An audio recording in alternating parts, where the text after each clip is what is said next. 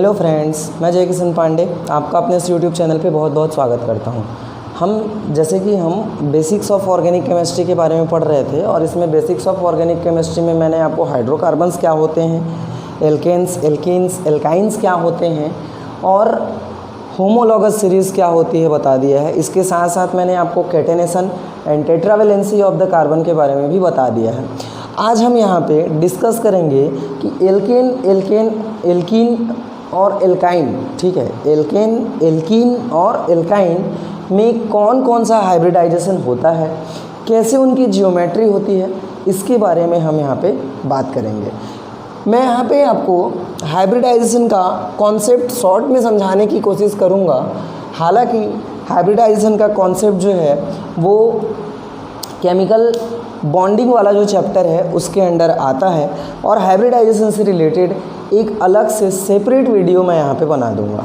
यहाँ पे मतलब बाद में, ठीक है, अभी नहीं, बाद में उसका बना दिया जाएगा, ठीक है। और फिर उसमें हाइब्रिडाइजेशन का कंप्लीट कॉन्सेप्ट होगा कि हाइब्रिडाइजेशन क्यों लाया गया, क्यों इंट्रोड्यूस किया गया। जैसे आपकी जो वैलेंस बॉन्ड थ्योरी थी उसके बाद VACPR लाया गया और उसके बाद फिर आपका हाइब्रिडाइजेशन को इंट्रोड्यूस किया गया। तो ये सब चीज़ें क्यों की गई, इनके बारे में आपको हाइब्रिडाइजेशन का जब एक पर्टिकुलर वीडियो प्रोवाइड किया जाएगा वहाँ पे हाइब्रिडाइजेशन का कॉन्सेप्ट कम्प्लीटली क्लियर कर दिया जाएगा, ठीक है। अभी देखेंगे कि हाइब्रिडाइजेशन क्या होता है और ऑर्गेनिक जो कंपाउंड्स हैं एल्कीन और एल्काइन, इनमें कौन कौन से हाइब्रिडाइजेशन पाए जाते हैं। तो चलिए स्टार्ट करते हैं हाइब्रिडाइजेशन क्या होता है। तो सबसे पहले समझते हैं कि व्हाट इज़ हाइब्रिडाइजेशन।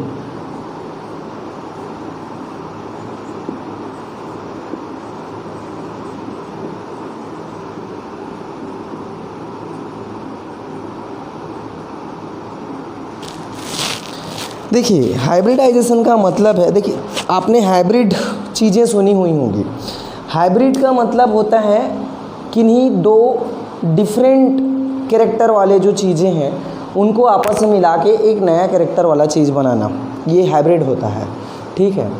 जैसे मान लीजिए कि एक जो मीठा आम का पौधा है ना, उसको खट्टे आम के पौधे में मिक्स कर दिया जाता है। तो उस जो अब खट्टा आम का पौधा था और मीठा आम का पौधा था, दोनों में से ब्रांचेस लिए गए और एक उनको मिक्स करके एक तीसरा प्लांट बनाया गया। तो ये जो तीसरा प्लांट होगा उसमें खट्टे आम भी आएंगे और मीठे आम भी आएंगे क्योंकि दोनों का कैरेक्टर आ जाएगा, ठीक है। तो वैसे ही अब यहाँ पे जब हम प्लांट का बात तो नहीं करेंगे, हम यहाँ पे बात करेंगे एटॉमिक ऑर्बिटल्स के बारे में, ठीक है। तो क्या किया जाता है, हमको पता है आपबाउ का जो रूल है उसके हिसाब से कि जितने ऑर्बिटल्स होते हैं उन सभी की एनर्जी क्या होती है, डिफरेंट होती है। तो डिफरेंट एनर्जीज़ है ना होती है ऑर्बिटल्स की, लेकिन बहुत ज़्यादा डिफरेंसेस नहीं होते एनर्जी में, है ना। तो हाइब्रिडाइजेशन में क्या किया जाता है कि atomic orbitals of the same energy और इक्विवेलेंट सेम, है ना, और इक्विवेलेंट बोल सकते हैं, नियरली सेम बोल सकते हैं, है ना। Atomic orbitals of same energy और nearly same energy are mixed together and redistribute their energy and form new orbitals of equal energy। कहने का मतलब ये है, जैसे कुछ काम चल रहा है गाइस यहाँ पे, मतलब ठोंक पीट रहे हैं तो उसका साउंड भी आपको आ रहा होगा, मैनेज कर लेना थोड़ा सा। अब कंस्ट्रक्शन वर्क को तो नहीं रोक सकते ना, ठीक है, और ऐसे भी रेंट का रूम है तो मकान मालिक करवा रहा है, अब क्या बोल सकते हैं, ठीक है। तो यहाँ पे हो रहा है थोड़ा सा डिस्टरबेंस है। आई होप आपको ज़्यादा डिस्टरबेंस नहीं हो रहा होगा, है ना, क्योंकि मेरे को तो सुनाई दे नहीं रहा है अब कितना डिस्टरबेंस हो रहा है कितना नहीं हो रहा है, वो आपको ज़्यादा अच्छे से सुनाई दे रहा होगा, ठीक है। तो देखते हैं फिर हाइब्रिडाइजेशन क्या होता है। तो देखिए, हाइब्रिडाइजेशन का मतलब क्या है कि जैसे कोई एटॉमिक ऑर्बिटल्स हैं, मान लेते हैं हम कार्बन के एटॉमिक ऑर्बिटल्स को ही ले लेते हैं, ठीक है। कार्बन का एटॉमिक नंबर होता है 6, ठीक है। इलेक्ट्रॉनिक कन्फिग्रेशन होता है 1s2, 2s2 एंड 2p2, ठीक है। पहले टेट्रावेलेंसी यहाँ पे निकल जाएगी, ये इसका ग्राउंड स्टेट इलेक्ट्रॉनिक कन्फिग्रेशन हो गया।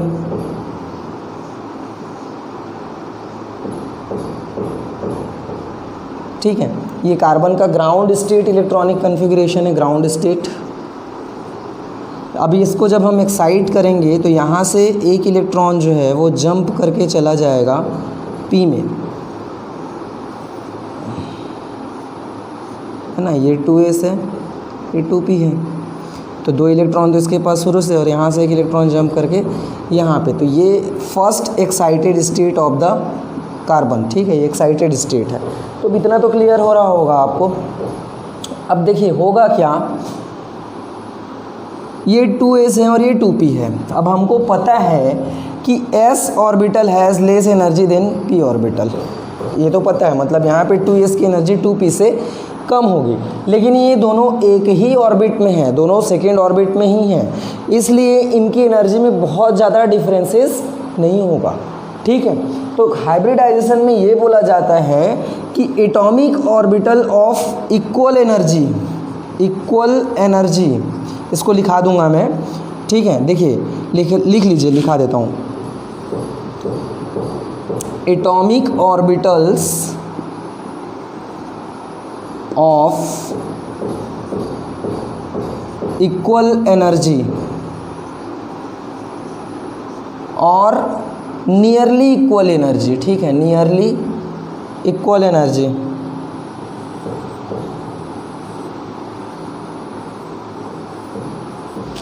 नियरली इक्वल एनर्जी, है ना। Atomic orbitals of equal energy और nearly equal energy combines together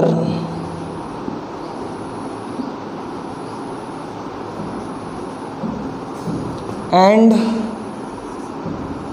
form orbitals of equal energy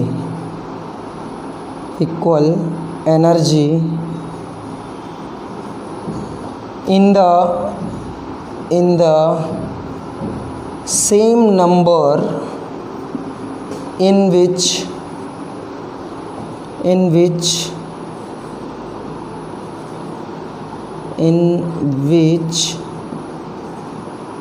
atomic orbitals combines, ठीक है। तो यहाँ पे क्या है कि एटॉमिक ऑर्बिटल जो है या तो इक्वल एनर्जी के होंगे या फिर नियरली इक्वल एनर्जी के होंगे, है ना। मतलब या तो सेम रहेगा एनर्जी या फिर लगभग एक जैसा रहेगा। जैसे यहाँ पे इनकी एनर्जी में बहुत ज़्यादा डिफरेंस नहीं, लगभग एक समान एनर्जी है, ठीक है। तो ये आपस में कंबाइन करेंगे, ये S इस P से कंबाइन कर लेगा, ठीक है। और कंबाइन करने के बाद ये एक इस टाइप का ऑर्बिटल यहाँ पे फॉर्म करेंगे, जिसको हम बोलेंगे हाइब्रिड ऑर्बिटल, ठीक है। ये सभी आपस में क्या कर लेंगे, ये सभी आपस में कंबाइन करेंगे और यहाँ पे ऐसा ऑर्बिटल का फॉर्मेशन यहाँ पे होगा, जिनकी एनर्जी क्या होगी, सेम टू सेम होगी, इक्वल होगी, ठीक है। 1 2 3 4। देखिए अब कितने एटॉमिक ऑर्बिटल कंबाइन कर रहे हैं, तो 1s है, एक तो s है यहाँ पे, और ये p है, ये p है और ये p है, तो 1s और 3p, तो कुल मिला के 4 ऑर्बिटल यहाँ पे कंबाइन कर रहे हैं। तो जो हाइब्रिड ऑर्बिटल बना ये वाला, इसको क्या यहाँ पे 4 ही बना है, ठीक है। 4 जितने एटॉमिक ऑर्बिटल कंबाइन कर रहे हैं उतने ही ऑर्बिटल्स बनेंगे। The resulting orbital is known as the hybrid orbital. ये जो ऑर्बिटल यहाँ पे बना है इसको बोला जाएगा हाइब्रिड ऑर्बिटल, ठीक है, इसको बोला जाएगा हाइब्रिड ऑर्बिटल। और जो फिनोमिना है that is known as the hybridization. ये जो प्रोसेस है intermixing of the atomic orbitals of the equal energy और nearly equal energy to form new orbitals of the same energy. Same मतलब इन सब की एनर्जी बराबर है, इसके बराबर नहीं है, इनकी एनर्जी के बराबर नहीं, ये एवरेज होगा इन दोनों की एनर्जी का, और इनकी एनर्जीज जो होगी ये आपस में बराबर होगी, ठीक है। यहाँ पे डिफरेंस था, यहाँ पे सभी क्या हैं, इक्वल एनर्जी के हैं, ठीक। तो ये चीज़ आपको ध्यान में रखना है कि हाइब्रिडाइजेशन में क्या होता है, एटॉमिक ऑर्बिटल्स आपस में कंबाइन करते हैं, एनर्जी रिडिस्ट्रीब्यूट करते हैं, और एनर्जी रिडिस्ट्रीब्यूट करने के बाद नए हाइब्रिड ऑर्बिटल बनाते हैं, उन हाइब्रिड ऑर्बिटल का एनर्जी जो है वो इक्वल होता है। सभी का एनर्जी, जितने भी हाइब्रिड ऑर्बिटल बनेंगे सबका एनर्जी इक्वल होगा। और उसके साथ साथ क्या होगा, हाइब्रिड ऑर्बिटल उतने ही संख्या में बनेंगे जितने में एटॉमिक ऑर्बिटल आपस में कंबाइन किए हैं। जैसे यहाँ पे 4 एटॉमिक ऑर्बिटल कंबाइन किए तो यहाँ पे 4 हाइब्रिड ऑर्बिटल बना, ठीक है। 5 एटॉमिक ऑर्बिटल कंबाइन करते तो 5 हाइब्रिड ऑर्बिटल बनता। अगर 2 एटॉमिक ऑर्बिटल कंबाइन करते तो 2 हाइब्रिड ऑर्बिटल बनता, ठीक है। अब इनका नॉमेनक्लेचर कैसे किया गया, इनका नेम कैसे दिया गया इस हाइब्रिड ऑर्बिटल का, तो यहाँ पे देखिए कौन कौन से एटॉमिक ऑर्बिटल कंबाइन कर रहे हैं। तो यहाँ पे कर रहा है एस ऑर्बिटल कंबाइन कर रहा है और 3 पी ऑर्बिटल कंबाइन कर रहे हैं। तो S plus P plus P plus P, है ना, एस पी, ठीक है। तो sp3 इसका नेम हो जाएगा। वैसे ही मान लीजिए 1s है और 2p है, ठीक है, तो इसकी वजह से sp2 बनेगा। अगर 1s है 1p है तो इसकी वजह से sp बनेगा। अगर 1s है 3p है 1d है तो sp3d बनेगा, ठीक है। तो जितने ऑर्बिटल्स जोन से ऑर्बिटल्स कंबाइन कर रहे हैं उन्हीं के नेम के हिसाब से ये हाइब्रिड ऑर्बिटल का नेम जो है वो दे दिया जाता है। आ रहा है समझ में, ठीक है फ्रेंड्स, है ना। आई होप आपको समझ में आया होगा। देखिए एक बार और बता देता हूँ कि यहाँ पे 1s ऑर्बिटल है एंड 3p ऑर्बिटल है। तो यहाँ पे जो ऑर्बिटल्स बने इनका नेम है sp3 हाइब्रिड ऑर्बिटल। इनका नेम क्या हो जाएगा, इसका नेम भी sp3 होगा, इसका नेम भी sp3 होगा, इसका नेम भी sp3 होगा, इसका नेम भी sp3 होगा। इन सब की एनर्जी क्या है, इक्वल है। तो इनसे बनने वाले जो बॉन्ड्स होंगे उनका स्ट्रेंथ क्या होगा, इक्वल होगा। लेंथ क्या होगा, इक्वल होगा। समझ में आ रहा है, तो इस चीज़ को आपको समझना है। वैसे ही अगर एक एस रहेगा और एक पी रहेगा तो sp बनेगा, एक एस और 2 पी रहेंगे तो sp2 बनेगा।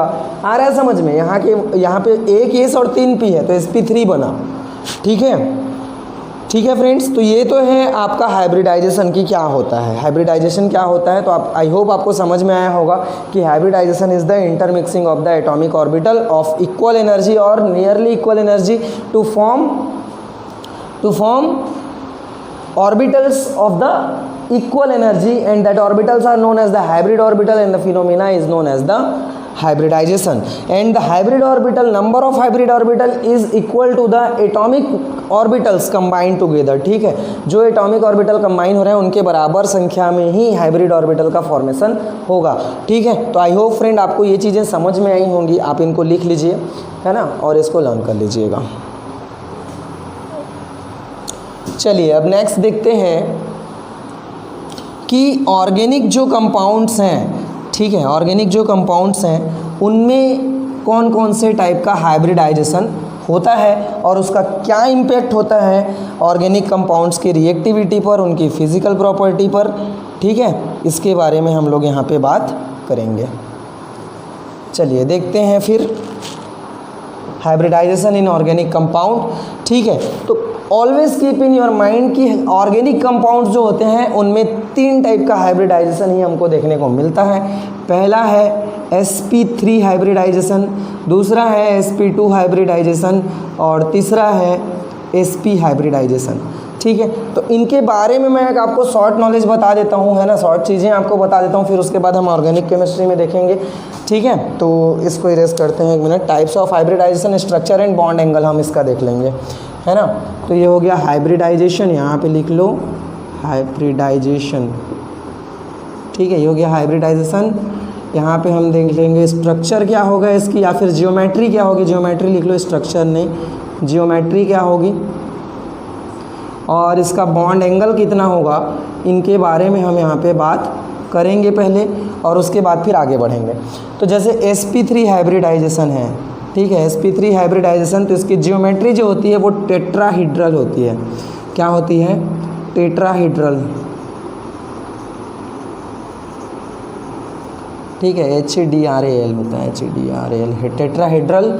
और बॉन्ड एंगल जो होता है वो होता है 109 डिग्री एंड 28 मिनट्स, या फिर इसको आप लिख सकते हैं 109.5 डिग्री, 109.5 डिग्री ऐसा लिखा हुआ भी कहीं कहीं पे मिल जाता है, तो करेक्ट है वो, है ना। तो 109 डिग्री एंड 28 मिनट जो है ये sp3 हाइब्रिडाइजेशन का बॉन्ड एंगल होता है। और जियोमेट्री जो होती है वो क्या होती है, आपकी टेट्राहेड्रल होती है। देखिए मैं यहाँ पे एग्जांपल इसलिए नहीं बता रहा हूँ क्योंकि हम यहाँ पे सिर्फ ऑर्गेनिक केमिस्ट्री के बारे में देख रहे हैं, ठीक है। इसके बाद जो नेक्स्ट हाइब्रिडाइजेशन है sp2, इसका जो जियोमेट्री होता है वो होता है ट्राइगोनल प्लेनर, ट्राइगोनल प्लेनर, ठीक है। और जो बॉन्ड एंगल होता है वो होता है 120 डिग्री का, ठीक है। इसको आपको याद रखना है, ठीक है। और sp हाइब्रिडाइजेशन जो होता है इसमें होता है जो जियोमेट्री होती है वो लीनियर होती है और बॉन्ड एंगल जो होता है वो होता है 180 डिग्री का, ठीक है। यहाँ पे देख लीजिए हाइब्रिड ऑर्बिटल की संख्या हो जाएगी 4, यहाँ पे होगी 3 और यहाँ पे होगी 2, ठीक है। ये hybrid orbital, number of hybrid orbitals है ये जो दिखाई दे रहा है नंबर ऑफ हाइब्रिड ऑर्बिटल्स। तो sp3 में 4 हाइब्रिड ऑर्बिटल है, sp2 में 3 हाइब्रिड ऑर्बिटल हैं और sp में 2 हाइब्रिड ऑर्बिटल हैं। तो स्ट्रक्चर भी आपको याद होना चाहिए, कितने बॉन्ड हैं बनाएगा, कितने वहाँ पे हाइब्रिड ऑर्बिटल हैं, इसके हिसाब से आपको पता होना चाहिए। ये नंबर ऑफ हाइब्रिड ऑर्बिटल इसलिए बता रहा हूँ क्योंकि जितने नंबर ऑफ हाइब्रिड ऑर्बिटल होंगे उतने बॉन्ड्स बनने की पॉसिबिलिटी होती है या फिर लोन पेयर होता है। एक चीज़ और ध्यान में रखिएगा कि ये जो हाइब्रिडाइजेशन होता है that only deals with the formation of sigma bond, ठीक है। सिग्मा बॉन्ड के फॉर्मेशन को ही एक्सप्लेन करता है या फिर presence of lone pair of electron को प्रेजेंस करता है, मतलब एक्सप्लेन करता है। ये सिग्मा बॉन्ड के फॉर्मेशन को एक्सप्लेन नहीं करता है। जो सिग्मा बॉन्ड होता है वो अनहाइब्रिडाइज्ड ऑर्बिटल से बनता है, हाइब्रिड ऑर्बिटल से नहीं बनता है। तो इस चीज़ को आपको ध्यान में रखना है ना। sigma bond is formed by the hybrid orbital and the pi bond is formed by the unhybridized orbital। मैं sigma बोल दिया था, सॉरी। जो pi bond बनेगा ना, इस चीज़ को आपको ध्यान में रखना है। pi bond is formed by the unhybridized orbital। जो अनहाइब्रिडाइज्ड ऑर्बिटल रहेंगे एटम में वो आपस में कंबाइन करके पाई बॉन्ड बनाएंगे, इस चीज़ को ध्यान में रखना है। और अगर हाइब्रिड ऑर्बिटल है तो ये सिग्मा बॉन्ड बनेगा। जैसे यहाँ पे 4 है तो यहाँ पे 4 सिग्मा बॉन्ड बनने की पॉसिबिलिटी है या फिर लोन पेयर रहेगा, है ना। तो 1 या 2 लोन पेयर हो सकते हैं, 1 या 2 मतलब 4 सिग्मा बॉन्ड बन सकता है, 3 बन सकता है, 2 बन सकता है, 1 भी बन सकता है ना। तो 1 2 3 लोन पेयर भी हो सकते हैं। यहाँ पे 3 सिग्मा बॉन्ड्स बनने की पॉसिबिलिटी है, 3 सिग्मा बॉन्ड मैक्सिमम बनेगा, यहाँ पे 2 सिग्मा बॉन्ड मैक्सिमम बनेगा। और पाई बॉन्ड्स, बाकी जो वैलेंसी रहेगा वो पाई बॉन्ड्स बनाएगा कार्बन का। इस चीज़ का आपको ध्यान में रखना है। तो ये बहुत इंपॉर्टेंट चीज़ है, बुक में लिखा हुआ नहीं मिलता है, इसको आपको ध्यान में रखना है कि हाइब्रिड ऑर्बिटल जो होते हैं they only form sigma bond या फिर वहाँ पे लोन पेयर हो सकता है, ठीक है। जो हाइब्रिड ऑर्बिटल आपको मैं बताया वो अगर बॉन्ड बनाएंगे तो सिग्मा बॉन्ड ही बनेगा या फिर वहाँ पे लोन पेयर होंगे, ठीक है। और जो पाई बॉन्ड बनता है वो अनहाइब्रिडाइज्ड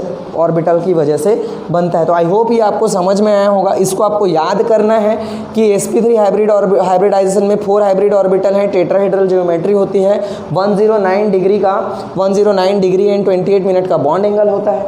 sp2 हाइब्रिडाइजेशन में 3 हाइब्रिड ऑर्बिटल होते हैं, ट्राइगोनल प्लेनर इसकी जियोमेट्री होती है, 120 डिग्री का बॉन्ड एंगल होता है। sp हाइब्रिडाइजेशन में 2 हाइब्रिड ऑर्बिटल होते हैं, लीनियर जियोमेट्री होती है एंड 180 डिग्री का बॉन्ड एंगल होता है।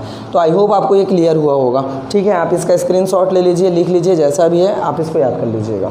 अब चलिए देखते हैं एक एक करके कि किस टाइप के कंपाउंड में कौन से टाइप का हाइब्रिडाइजेशन पाया जाता है और क्या होता है वहाँ पे, ठीक है।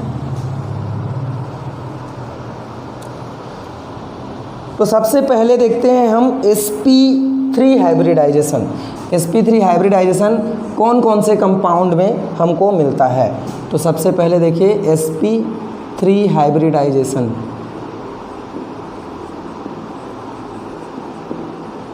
ठीक है। तो sp3 हाइब्रिडाइजेशन के लिए याद रखिएगा यहाँ पे 1s-n-3p ऑर्बिटल कंबाइंस, ठीक है। क्या है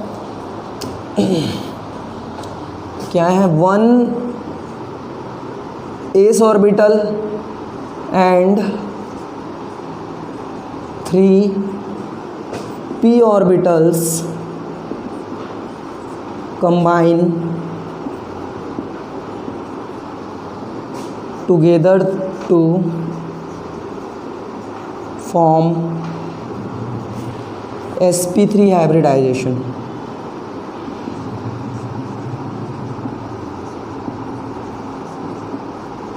क्लियर हो रहा है ना बात। 1s orbital and 3p orbital combine करेंगे और sp3 हाइब्रिडाइजेशन बनेगा। तो देखिए कार्बन में याद रखिएगा, हाइब्रिडाइजेशन में जो हमको सबसे मेन चीज़ समझना होता है वो होता है सेंट्रल एटम। अगर आप सेंट्रल एटम समझते हैं तो आप हाइब्रिडाइजेशन आसानी से कैलकुलेट कर पाएंगे, ठीक है। तो सेंट्रल एटम के लिए बहुत सारा कॉन्सेप्ट रहता है, मैं आपको एक शॉर्ट कॉन्सेप्ट बताता हूँ। आप मॉलिक्यूल देखिए, ठीक है, उस मॉलिक्यूल में देखिए जो कम संख्या में है, जो कम है, जैसे मान लीजिए CH4 अपन लेते हैं ना, CH4 अपन लेते हैं, तो यहाँ पे कार्बन कम संख्या में, हाइड्रोजन ज़्यादा है, तो जो कम है ना वो सेंट्रल एटम होगा, उसको पहले हाइब्रिडाइज करना है, और जो उसके बाद जो ज़्यादा संख्या में है वो सराउंडिंग एटम होगा, और वो सराउंडिंग एटम उस सेंट्रल एटम से मिलकर जियोमेट्री बनाएगा। ये कॉन्सेप्ट है, ठीक है। तो इसको आपको समझना है, पहले आपको सेंट्रल एटम प्रेडिक्ट करना आना चाहिए। तो सेंट्रल एटम प्रेडिक्ट करने के लिए आप देख लीजिए कि जो कम संख्या में है वो सेंट्रल एटम है, और जो ज़्यादा है वो सराउंडिंग एटम, ठीक है। तो स्ट्रक्चर ऑफ CH4 देखते हैं अपन, है ज्योमेट्री ऑफ CH4। यहाँ पे आप ज्योमेट्री ऑफ CH4, ठीक है। तो सेंट्रल एटम यहाँ पे क्या है, कार्बन। तो कार्बन का हमको क्या करना पड़ेगा, इलेक्ट्रॉनिक कन्फिग्रेशन निकालना पड़ेगा, तो उसके लिए एटॉमिक नंबर चाहिए 6 होता है। अब देखिए यहाँ पे क्या होगा, 1s2 2s2 and 2p2। Always keep in your mind, hybridization में हमेशा वैलेंस ऑर्बिट ही पार्टिसिपेट करता है, जो वैलेंस ऑर्बिट नहीं है वो पार्टिसिपेट नहीं करता है, ठीक है। तो ये 1s तो पार्टिसिपेट नहीं करेगा, पार्टिसिपेट करेगा 2s 2p, ठीक है। ये दोनों ऑर्बिटल जो हैं वो हाइब्रिडाइजेशन में पार्टिसिपेट करेंगे, ठीक है। तो चलिए देखते हैं अब यहाँ पे 2s में क्या है, ग्राउंड स्टेट में ये है हमारा 2s ऑर्बिटल, जिसमें 2 इलेक्ट्रॉन हैं ग्राउंड स्टेट में, और ये है हमारा 2p ऑर्बिटल, जिसमें 2 इलेक्ट्रॉन्स हैं ग्राउंड स्टेट में। क्लियर हो रहा है बात, ये ग्राउंड स्टेट इलेक्ट्रॉनिक कन्फिग्रेशन है, ठीक है, ग्राउंड स्टेट इलेक्ट्रॉनिक कन्फिग्रेशन। फिर इसके बाद क्या होगा, इसको एक्साइट किया जाएगा, तो क्या होगा, इसको जब एक्साइट करेंगे तो यहाँ से 1 इलेक्ट्रॉन जंप करके चला जाएगा किसमें, p ऑर्बिटल में। देखिए अब हम किसकी जियोमेट्री बना रहे हैं, तो हम बना रहे हैं CH4 की जियोमेट्री। मतलब हाइब्रिडाइजेशन का जो कॉन्सेप्ट है ना, इसमें कौन हाइब्रिडाइजेशन, कौन सा ऑर्बिटल पार्टिसिपेट करेगा, इसके लिए जब मैं कॉन्सेप्ट में बताऊंगा तो अभी बता दूंगा पूरा डिटेल से। अभी इतना मान लीजिए कि हाइब्रिडाइजेशन में half filled orbital, full filled orbital और एम्प्टी ऑर्बिटल तीनों पार्टिसिपेट कर सकता है, ठीक है। किसी भी टाइप का ऑर्बिटल जो है वो हाइब्रिडाइजेशन में पार्टिसिपेट कर सकता है, ठीक है। यहाँ पे हाफ फील्ड ऑर्बिटल पार्टिसिपेट कर रहा है, ठीक। तो अब यहाँ पे 4 हाइड्रोजन है ना। अब देखिए हाइड्रोजन में क्या होता है, हाइड्रोजन का जो इलेक्ट्रॉनिक कन्फिग्रेशन होता है, हाइड्रोजन का एटॉमिक नंबर होता है 1 और इलेक्ट्रॉनिक कन्फिग्रेशन होता है 1s1। मतलब इसके पास एक ही इलेक्ट्रॉन है, वो भी अनपेयर्ड है ना। अब वो मतलब 4 हाइड्रोजन के पास कितने इलेक्ट्रॉन हो जाएंगे, फिर 4 इलेक्ट्रॉन होंगे ना भाई। एक हाइड्रोजन के पास 1 इलेक्ट्रॉन, तो 4 हाइड्रोजन के पास 4 इलेक्ट्रॉन होगा ना, 4 इलेक्ट्रॉन होगा। अब उस चारों इलेक्ट्रॉन को कंबाइन करने के लिए कार्बन के पास 4 अनपेयर्ड इलेक्ट्रॉन होने चाहिए, तो कार्बन के पास 4 अनपेयर्ड इलेक्ट्रॉन हैं। लेकिन अब क्या कार्बन के पास उतने हाइब्रिड ऑर्बिटल हैं, तो अब हाइब्रिडाइजेशन कराना पड़ेगा। तो 4 हाइब्रिड ऑर्बिटल के लिए क्या करना पड़ेगा, एक s और तीनों p को कंबाइन करना पड़ेगा, ठीक है। 1s orbital and 3p orbital आपस में क्या करेंगे, ये एक्साइटेड स्टेट है, es लिख लीजिए यहाँ पे, ठीक है। तो ये 1s मतलब एक ठो s ऑर्बिटल और तीनों ये जो p ऑर्बिटल हैं ये आपस में कंबाइन करेंगे और एक 4 मतलब 4 नए ऑर्बिटल का फॉर्मेशन करेंगे, जिनकी एनर्जी क्या होगी, सेम होगी, ठीक है। और इसमें 1 अनपेयर्ड इलेक्ट्रॉन होगा, ये चारों, क्योंकि चारों ऑर्बिटल आपस में कंबाइन कर लिए हैं, ठीक है, तो ये क्या कहलाएगा, ये हाइब्रिड स्टेट कहलाता है, हाइब्रिडाइज्ड स्टेट HS लिख लेता हूँ। और इनके जो नेम्स होंगे वो क्या कहलाएंगे, sp3 hybrid orbital, sp3 hybrid orbital, sp3 hybrid orbital और sp3 हाइब्रिड ऑर्बिटल। ठीक है, इन सब का नेम क्या है, sp3 हाइब्रिड ऑर्बिटल है।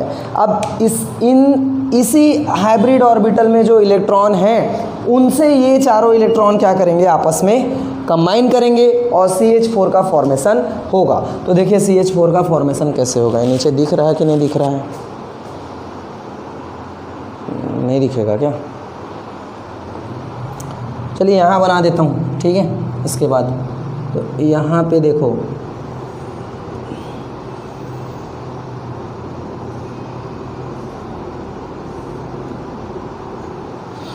ठीक है, अब इसमें एक एक इलेक्ट्रॉन है, ये सभी क्या है, sp3 हाइब्रिड ऑर्बिटल है। यहाँ से मैं इसको उठा के यहाँ बना दिया, नीचे दिखता नहीं करके। ठीक है, अब होगा क्या कि ये चारों इलेक्ट्रॉन एक एक इलेक्ट्रॉन के साथ क्या कर लेंगे, पेयर कर लेंगे। तो इसको आपको हमेशा डॉटेड लाइन से रिप्रेजेंट करना है, मैं ब्लू लाइन से कर दिया हूँ लेकिन डॉटेड है, देखिए। ठीक है, तो इसको आपको डॉटेड लाइन से ही रिप्रेजेंट करना है।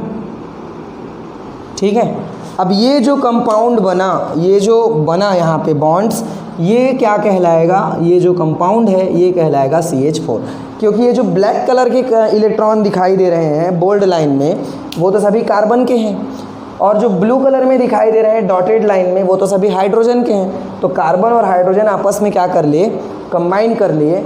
ठीक है, और ये जो CH4 है, CH4 ये किस कैटेगरी में आता है, तो ये आता है एल्केन की कैटेगरी में। ठीक है जी, ये आता है एल्केन की कैटेगरी में, है ना। तो जितने एल्केन होते हैं उन सभी में क्या होता है, sp3 हाइब्रिडाइजेशन होता है। ठीक है, उन सभी में क्या होता है, sp3 हाइब्रिडाइजेशन होता है। तो आई होप आपको इतना समझ में आया होगा। अब आप इसको लिख लीजिए, स्क्रीनशॉट ले लीजिए। ठीक है, चलिए अब इसका जियोमेट्री देखते हैं, जियोमेट्री ऑफ CH4।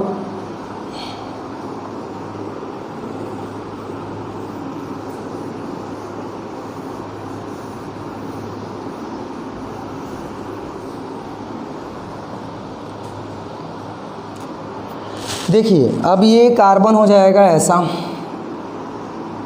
है ना, जियोमेट्री इनकी होती है इस तरीके से।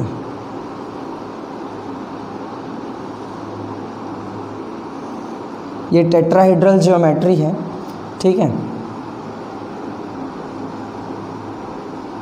ऐसे रिप्रेजेंट किया जाता है। ये ऑर्बिटल से हैं इसके, ये सभी sp3 हाइब्रिड ऑर्बिटल हैं कार्बन के, और ये सभी जो है हाइड्रोजन से कंबाइन करेंगे एस ऑर्बिटल ऑफ हाइड्रोजन। ठीक है, तो ये हो गया आपका tetrahedral geometry.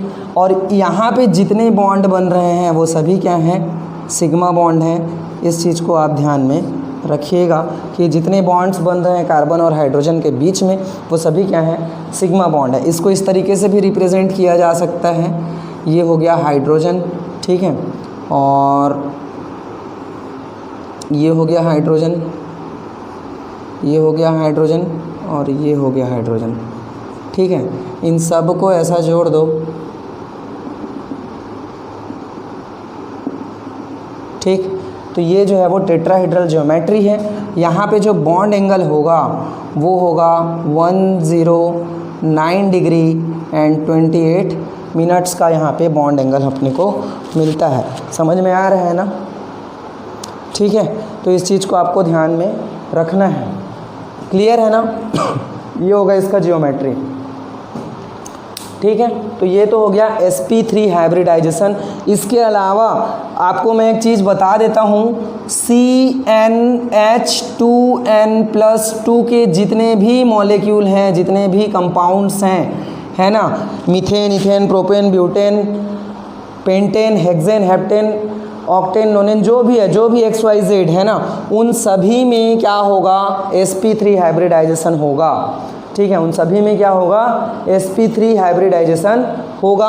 Keep in your mind. So सबसे ज़्यादा पूछा जाता है CH4 का स्ट्रक्चर, तो मैंने आपको CH4 का बता दिया है ना। ये इसका फॉर्मेशन आपको पता होना चाहिए कि कैसे बनाया जाता है, ठीक है। बाकी मैं बताऊंगा आप लोगों को कि ऑर्गेनिक कंपाउंड को देख के कैसे हम प्रेडिक्ट कर सकते हैं, लेकिन उससे पहले हम तीनों को पढ़ लेते हैं, पहले तीनों टाइप के हाइब्रिडाइजेशन को, ठीक है। तो चलिए इरेज कर देता हूँ मैं इसको।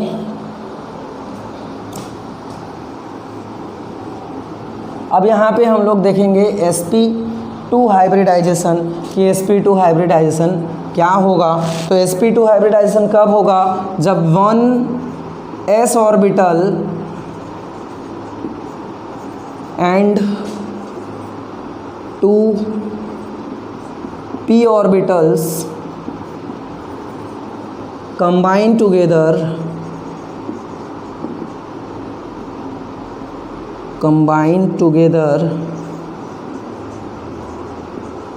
to form sp2 hybrid orbitals, ठीक है, ठीक है। इसका एग्जाम्पल ले लेते हैं हम, C डबल बॉन्ड C और ये हो गया 4, ठीक है। मतलब ये जियोमेट्री बना दिया मैं, इसका फॉर्मूला होगा C2H4, क्या हो गया, ये इथीन हो गया, है ना, इथीन हो गया। तो यहाँ पे इसको हमको समझना है कि क्या होगा। देखिए यहाँ पे अब कार्बन तो कम ही है मान के चलो, है ना, तो कार्बन इज सेंट्रल एटम, लेकिन यहाँ पे आपको ध्यान रखना है कि यहाँ पे 2 कार्बन है। चलिए हम इसको A मान लेते हैं और एक को B मान लेते हैं, ठीक है। क्लियर हो रहा है ना, carbon A and carbon B आपस में कंबाइन कर रहे हैं, इस तरीके से इसको हम लोग मान लेते हैं। तो अब देखिए क्या होगा भाई, सेंट्रल एटम कार्बन है तो कार्बन का इलेक्ट्रॉनिक कन्फिग्रेशन करना पड़ेगा हमको, है ना, 1s2 2s2 2p2। तो ग्राउंड स्टेट इलेक्ट्रॉनिक कन्फिग्रेशन यहाँ पे क्या होगा, ये तो हो गया आपका 2s ground state electronic configuration, और ये हो गया आपका ग्राउंड स्टेट इलेक्ट्रॉनिक कन्फिग्रेशन। ये थोड़ा ना,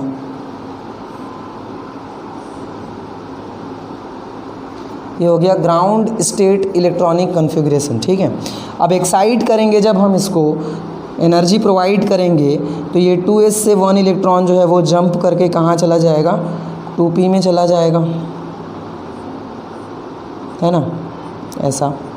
अब देखिए कितने कंबाइन कर रहे हैं, है ना, तो 1s एंड 2p आपस में कंबाइन करेंगे, इतने ऐसे कंबाइन करेंगे, इतना, ठीक है। और वो जो है एक जो है वो बच जाएगा, है ना। तो इसको लिख लीजिए, px लिख लो, py लिख लो, pz लिख लो, ठीक है। तो 2s 2px और 2py जो है आपस में कंबाइन करेंगे और ये लोग क्या बनाएंगे, ऐसा एक हाइब्रिड ऑर्बिटल बनाएंगे, ठीक है, जिसमें 3 इलेक्ट्रॉन्स होगा। ये सभी क्या हैं, ये sp2 हाइब्रिड ऑर्बिटल हैं। और एक जो बच गया है pz, ये अनहाइब्रिडाइज्ड है, इसमें भी 1 इलेक्ट्रॉन है, आ रहा है समझ में, ठीक है। ये अनहाइब्रिडाइज्ड है और ये तीनों हाइब्रिडाइज्ड है, इसको मैं अलग कर दिया हूँ, है ना। बाकी आप ऐसा दिखाइएगा, ऐसा करके sp3 हाइब्रिड sp2 हाइब्रिडाइजेशन लिख दीजिएगा, इस तरीके से इसको बताना है। तो ये 3 जो है अलग बॉन्ड बनाएंगे और ये 3 जो है अलग बॉन्ड बनाएंगे। तो ये मान लेते हैं हम कार्बन A का केस है, ठीक है, कार्बन A का केस है। तो कार्बन B में भी सेम टू सेम होगा। कार्बन B जो होगा उसका भी हाइब्रिडाइजेशन ऐसे ही होगा ना, ठीक है। कार्बन B जो होगा, जैसे मैं यहाँ पे कार्बन A और कार्बन B ले लिया हूँ, तो कार्बन A के केस में इतना हुआ, तो कार्बन B में भी तो सेम प्रोसेस होगा ना, उसका भी तो एटॉमिक नंबर 6 ही है, ठीक है। उसमें भी 4 ऑर्बिटल्स हैं, उसमें से 2 ऑर्बिटल क्या करेंगे, आपस में कंबाइन करेंगे। तो यहाँ पे जो कार्बन है उस पे है sp2 हाइब्रिडाइजेशन, ठीक है। तो अब इसको देखिए, कार्बन B के केस में क्या होगा कि यहाँ पे भी 3 ऑर्बिटल आपस में कंबाइन करेंगे और बनाएंगे sp2 ऑर्बिटल, sp2 ऑर्बिटल, है ना। और कार्बन B में भी एक ऑर्बिटल जो है वो अनहाइब्रिडाइज्ड पड़ा रहेगा, जिसमें एक अनपेयर्ड इलेक्ट्रॉन है। अब होगा क्या कि ये कार्बन ए का जो sp2 हाइब्रिड ऑर्बिटल है और कार्बन बी का जो sp2 हाइब्रिड ऑर्बिटल है, ये दोनों आपस में कंबाइन करके एक बॉन्ड बनाएगा। ये बॉन्ड बनेगा सिग्मा बॉन्ड, ठीक है। ये दोनों आपस में कंबाइन कर लिए। इसके बाद कार्बन बी का जो है वो हाइड्रोजन, यहाँ पे हाइड्रोजन भी है, 4 हाइड्रोजन है, तो 4 हाइड्रोजन में से 2 हाइड्रोजन कार्बन ए से कंबाइन करेगा और 2 हाइड्रोजन कार्बन बी से कंबाइन करेगा। तो यहाँ पे बन जाएगा हाइड्रोजन का, ये हाइड्रोजन दिया है ना, ये भी हाइड्रोजन दिया, इधर देख लो ये हाइड्रोजन दिया, ये भी हाइड्रोजन दिया, ठीक है। तो इतना जो है ये सभी क्या है, ये सभी सिग्मा बॉन्ड है ना। 4 हाइड्रोजन के साथ 4 सिग्मा बॉन्ड बनेगा और 2 कार्बन के बीच में 1 सिग्मा बॉन्ड बनेगा। तो कुल मिला के यहाँ पे 5 सिग्मा बॉन्ड बनते हैं। और ये जो अनहाइब्रिडाइज्ड ऑर्बिटल्स दिखाई दे रहे हैं हमको, ये वाले, ये आपस में मिलके पाई बॉन्ड बनाते हैं। ये आपस में मिलके क्या बनाते हैं, पाई बॉन्ड बनाते हैं। तो ये चीज़ आपको समझ में आना चाहिए। यहाँ पे मैं 2 कार्बन, देखिए यहाँ पे 2 कार्बन है, कार्बन, अब 2 कार्बन में से मैंने एक को कार्बन ए ले लिया है और दूसरे को कार्बन बी ले लिया है, लेकिन उनके एटॉमिक नंबर और इलेक्ट्रॉनिक कन्फिगरेशन और हाइब्रिडाइजेशन में कोई चेंजेस नहीं है। जैसे कार्बन ए का एटॉमिक नंबर 6 है, वैसे कार्बन बी का भी एटॉमिक नंबर 6 है। जैसे कार्बन ए sp2 हाइब्रिडाइजेशन शो करता है, वैसे ही कार्बन बी भी क्या करता है, sp2 हाइब्रिडाइजेशन शो करता है। तो आई होप आपको ये चीज़ें सब क्लियर हुई होंगी। अब चलिए इसका जियोमेट्री देखते हैं। आप इसको लिख लीजिए, अच्छे से समझ लीजिए, स्क्रीनशॉट ले लीजिए, ठीक है।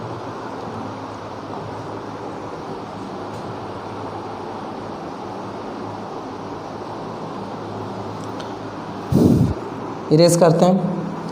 अब देखिए मैंने आपको क्या बताया है कि 2 कार्बन है ना, 2 कार्बन C2H4 है, तो C2 लिख लीजिए है ना, पहले C हो गया, ये 2 तो C हो गया है ना। अब इसके पास 3 हाइब्रिड ऑर्बिटल हैं, इसके पास भी 3 हाइब्रिड ऑर्बिटल हैं, तो 1 हाइब्रिड ऑर्बिटल इधर, 1 हाइब्रिड ऑर्बिटल इधर और 1 हाइब्रिड ऑर्बिटल इधर। क्योंकि क्या बताया गया है, जो sp2 की जियोमेट्री होती है वो ट्राइगोनल प्लेनर होती है ना। तो ये ट्राइगोनल प्लेनर मतलब ऐसा ट्राइगोन बनेगा, यहाँ पे C रख लो, तो ये जब क्या बनेगा, ये ट्राइगोनल हो गया ना, ट्राइगोनल स्ट्रक्चर होगा, तो ये हो गया ट्राइगोनल स्ट्रक्चर, ठीक है। और ये जो कार्बन है इसकी भी ट्राइगोनल स्ट्रक्चर होगा, तो इसका भी देख लो। अब एक जो हाइब्रिड ऑर्बिटल है उससे तो ये दोनों कंबाइन किए, तो ये तो कॉमन है दोनों में, ठीक है। ये जो है हाइब्रिड ऑर्बिटल ये कॉमन है, दोनों बॉन्ड बना रहे हैं, समझ में आ रहा है, ठीक है। तो इसका भी ट्राइगोनल प्लेनर हो गया, इसका भी ट्राइगोनल प्लेनर स्ट्रक्चर हो गया। देख सकते हो ये ऐसे ट्राइगोन बनाएगा, ये ऐसे ट्राइगोन बनाएगा, ठीक है। आ रहा है ना समझ में, ठीक है। तो 3 हाइब्रिड ऑर्बिटल हो गए। अब इसमें से एक से ये लोग खुद कंबाइन किए थे और 2 से ये लोग हाइड्रोजन से मिले थे, ठीक है। 2 से ये लोग क्या किए थे, हाइड्रोजन से मिले थे, ठीक है। तो यहाँ पे क्या हो जाएगा, हाइड्रोजन हो जाएगा, यहाँ पे भी हाइड्रोजन हो जाएगा, यहाँ पे भी हाइड्रोजन हो जाएगा और यहाँ पे भी हाइड्रोजन हो जाएगा। ये सभी क्या हैं, ये सभी हैं सिग्मा बॉन्ड, ठीक है। ये सभी क्या हैं, सिग्मा बॉन्ड हैं, क्योंकि ये सभी इस हाइब्रिड ऑर्बिटल से बने हुए हैं। और एक जो अनहाइब्रिडाइज्ड बचा हुआ था PZ, वो यहाँ पे कंबाइन करेगा और ये बनाएगा पाई बॉन्ड, ठीक है। क्या बनाएगा, पाई बॉन्ड का फॉर्मेशन ये करेगा। तो आई होप आपको ये समझ में आया होगा। देखिए ऑर्बिटल डायग्राम इसका बनाने के लिए क्या करते हैं, ये हो गया कार्बन और ये हो गया कार्बन, इसका ऑर्बिटल, ठीक है, और इसका हाइब्रिड ऑर्बिटल,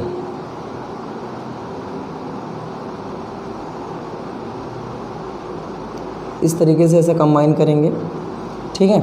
और तो ये हो गया सिग्मा बॉन्ड और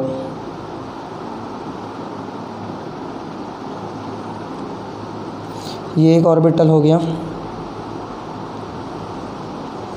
ये दूसरा ऑर्बिटल हो गया,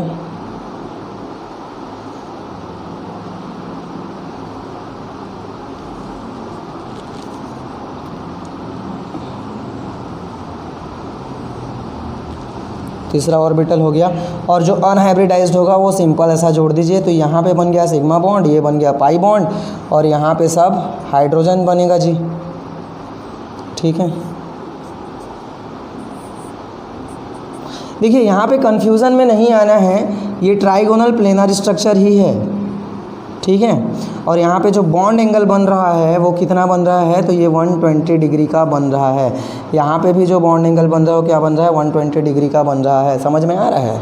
ठीक है, तो ये हो गया हमारा sp2 हाइब्रिडाइजेशन। तो जितने भी एल्कीन होते हैं CnH2n फार्मूला में जितने भी कंपाउंड्स आते हैं उन सभी में क्या होता है, डबल बॉन्ड होता है और उसमें sp2 हाइब्रिडाइजेशन होता है। समझ में आ गया? चलिए इसको लिख लीजिए, इसको आपको ध्यान में रखना है। नेक्स्ट हम लोग देखते हैं sp हाइब्रिडाइजेशन।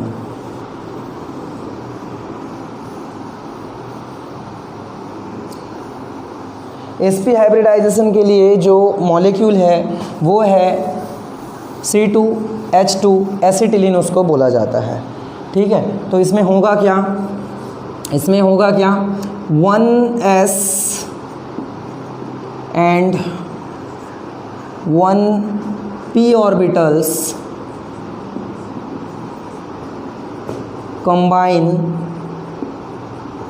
to form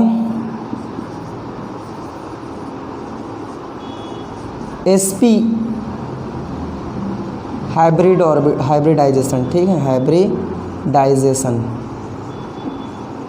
ये हो गया, sp हाइब्रिडाइजेशन यहाँ पे बन रहा है। अब देखिए यहाँ पे होगा क्या, यहाँ पे क्या होगा, 1s 1p orbitals combine to form sp hybridization. इतना तो क्लियर है, आपको समझ में आ रहा होगा, है ना। अब देखिए यहाँ पे जो एग्जाम्पल है इसका वो है C2H2, है ना, मतलब यहाँ पे भी कार्बन 2 है। ठीक है,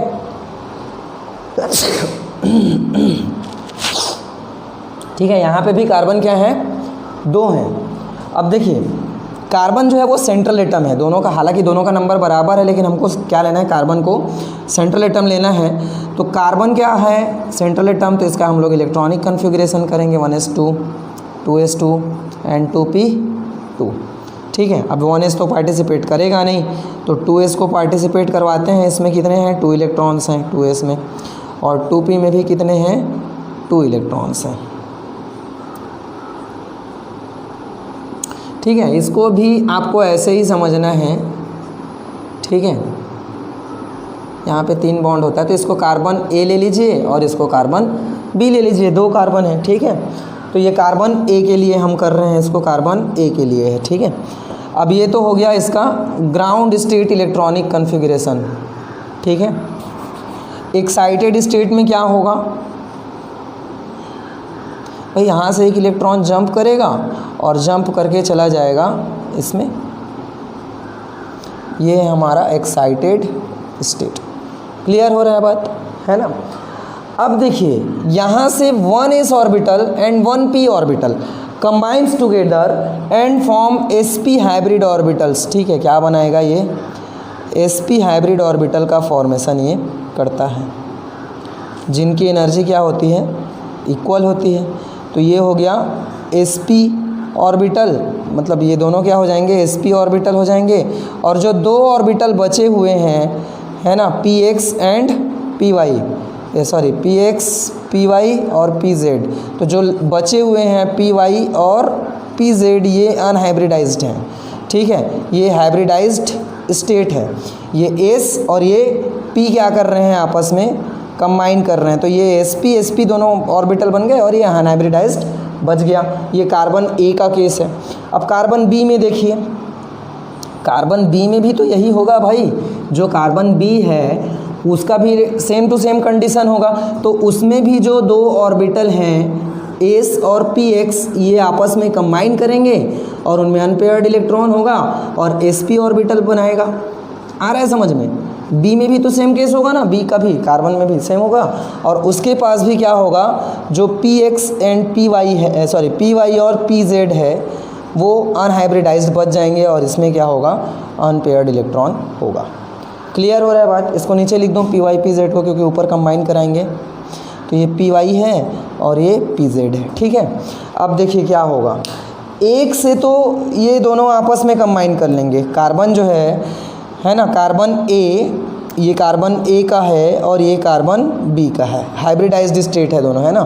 अब क्या होगा, जब बॉन्ड बनेगा तो क्या होगा, एक हाइब्रिड ऑर्बिटल से तो कार्बन ए और कार्बन बी आपस में कंबाइन करके सिग्मा बॉन्ड बनाएंगे, ठीक है।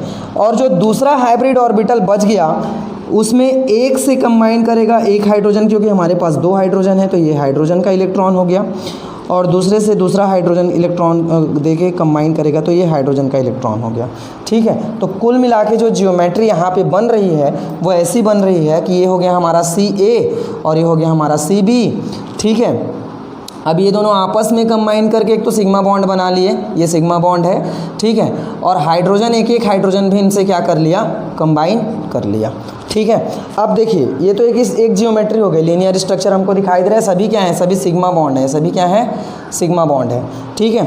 अब देखिए यहाँ पे जो अनहाइब्रिड ऑर्बिटल्स बचे हुए हैं ये दोनों भी आपस में क्या करेंगे, ये जो पी वाई है ये पी वाई से कंबाइन करेगा और पी जेड है जो पी जेड से कंबाइन करेगा, ठीक है। तो यहाँ पे क्या बना, ये पाई बॉन्ड बना, ये क्या बना, ये भी पाई बॉन्ड बना, तो ये दोनों क्या बन जाएंगे, यहाँ पे पाई बॉन्ड बन जाएंगे। तो पाई बॉन्ड को आपको ध्यान में रखना है कि वो जो बनता है पाई बॉन्ड वो अनहाइब्रिडाइज्ड ऑर्बिटल से मिलके बनता है, ठीक है। समझ में आ गया है ना, ठीक है फ्रेंड्स। आपको ये हाइब्रिडाइजेशन जो है वो समझ में आया होगा, आई होप, ठीक है। अब चलिए फटाफट से हम देख लेते हैं कि किस में कितना एस कैरेक्टर होता है, क्या होता है। देखिए ये तो हो गया हाइब्रिडाइजेशन, ठीक है, हाइब्रिडाइजेशन, टाइप ऑफ हाइब्रिडाइजेशन, है ना। Number of hybrid orbitals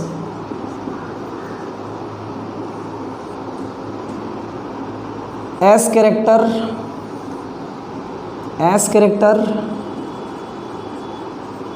and P character है ना, करैक्टर होता है, ठीक है। देखिए अब हाइब्रिडाइजेशन में क्या हो रहा है कि भाई यहाँ पे पहला जो हमारा पहला टाइप का जो हाइब्रिडाइजेशन है वो है sp3, ठीक है, sp3। जैसे मान लीजिए कोई दो ऑब्जेक्ट को मिलाया जा रहा है तो उन दोनों से बनने वाला जो नया ऑर्बिटल है ना, नया जो ऑर्बिटल है वो sp3 है। तो एक s को मिलाए और 3 p को मिलाए, मतलब इसका अगर इसको हम लोग टोटल 100% मान लें तो यहाँ पे क्या होगा, 25% हमने s को मिलाया है और 75% हमने क्या मिलाया है, p को मिलाया है। तो जो ऑर्बिटल्स बनेंगे उनमें भी तो 25% कैरेक्टर s का होगा और 75% कैरेक्टर p का होगा, ठीक है। इस चीज़ को ध्यान में रखना है। तो नंबर ऑफ हाइब्रिड ऑर्बिटल है यहाँ पे 4 और इसमें s कैरेक्टर है 25% और p कैरेक्टर है 75%, ठीक है। समझ में आ रहा है।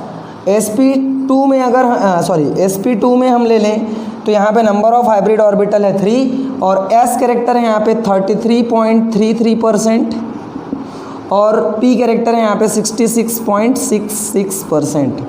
क्लियर हो रहा है बात, ठीक है। तो ये बात हो गई। थर्ड टाइप का जो है वो है sp hybridization, number of orbital है 2 और s का कैरेक्टर है 50% और p कैरेक्टर भी कितना है, 50%, ठीक। अब इसमें आपको ध्यान में रखना है कि मोर is the s character, more is the electronegativity. यहाँ पे इसको याद रखना है, more is the s character, more is the electronegativity,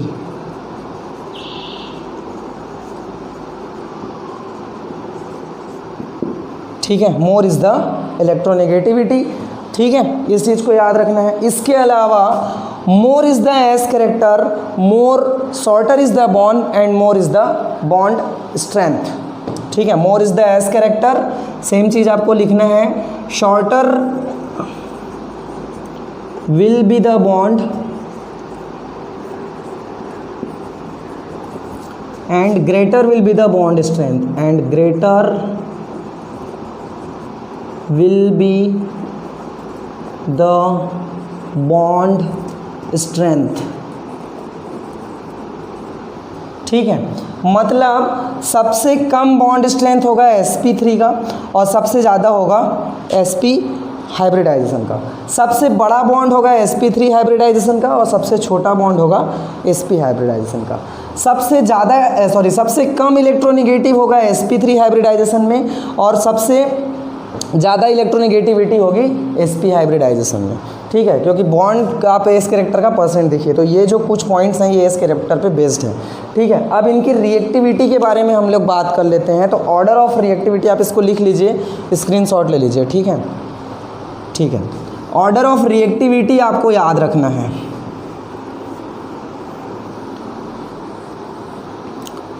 ना। Order of reactivity of alkyne, alkane, alkene और एल्काइन, तो सबसे ज़्यादा जो रिएक्टिव होगा वो होगा एल्काइन।